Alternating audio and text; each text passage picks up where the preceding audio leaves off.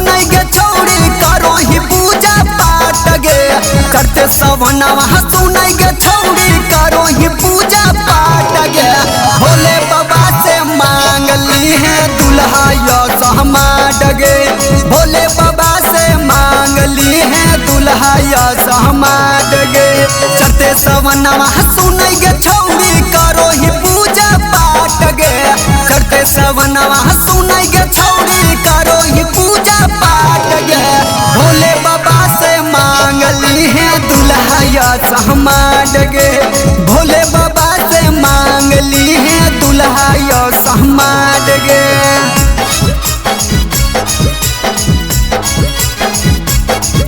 भोले बाबा से मांग ली है दुल्हा या सहमाड गे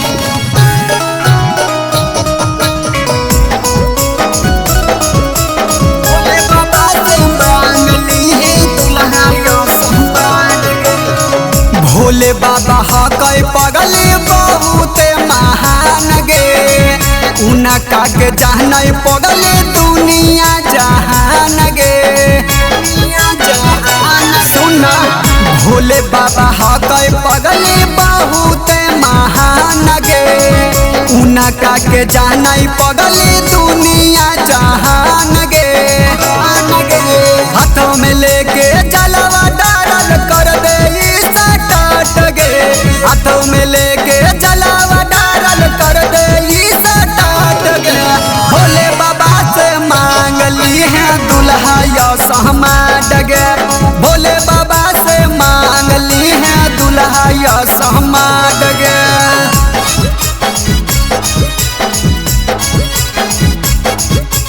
भोले बाबा से मांग ली है दुल्हा या सहमाड गे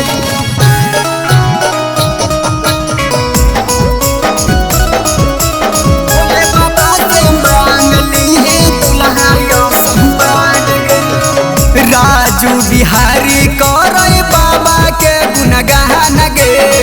मिट्टी में टहन के बसै भोले में प्राण गे जानो